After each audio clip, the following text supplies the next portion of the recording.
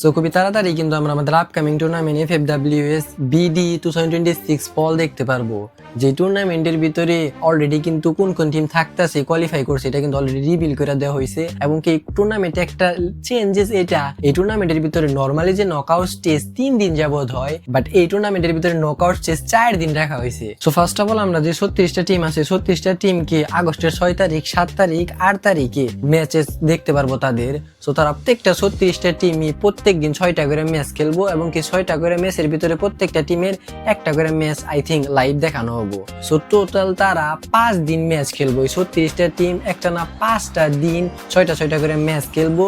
6টা করে ম্যাচ খেলে তারা 180টা ম্যাচ কমপ্লিট করবো এবং কি টোটাল 180টা ম্যাচ কমপ্লিট হওয়ার পরে ওভারঅল স্ট্যান্ডিং এ যে টপ 24 টিম থাকবো তারা কিন্তু কোয়ালিফাই করে যাবো, ধরতে পারো যে নেক্সট পর্যায়ের জন্য। সো তারা যে রাউন্ড অফ 24 এর জন্য কোয়ালিফাই করবো, এই রাউন্ড অফ 24 শুরু হবো আগস্টের 20 তারিখে এবং কি 22 তারিখ পর্যন্ত চলবো। 3 দিন একটা না এই রাউন্ড অফ 24 চলবো, যেখানে টোটাল তারা 72টা ম্যাচ খেলবো এবং কি 72টা ম্যাচের ভিতরে প্রত্যেকটা টিমে 18টা করে ম্যাচ খেলবো এবং কি 18টা ম্যাচ প্রত্যেকটা টিম কমপ্লিট করার পরে ওভারঅল স্ট্যান্ডিং এ যেই টিমগুলো 24টা টিমের ভিতরে টপ 18 থাকবো তারা কিন্তু নকআউট স্টেজের জন্য কোয়ালিফাই করে যাব।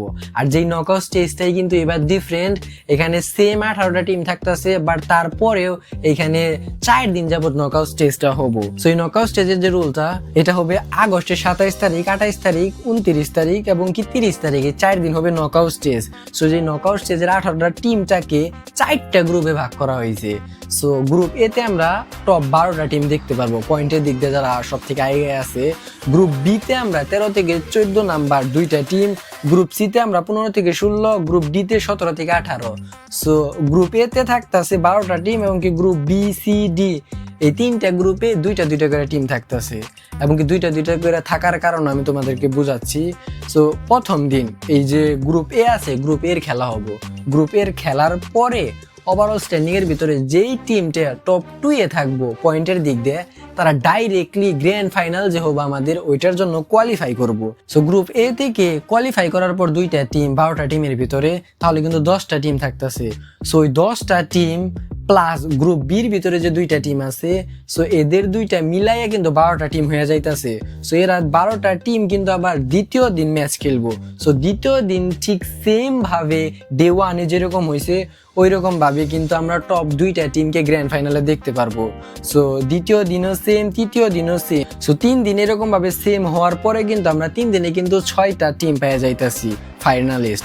এবং কি ডে 4 এর যে ম্যাচেস গুলো হবো, ডে 4 এর টাইমে ওভারঅল স্ট্যান্ডিং এ যে টপ 6 টিম থাকবো তারা কিন্তু গ্র্যান্ড ফাইনালের জন্য কোয়ালিফাই করব।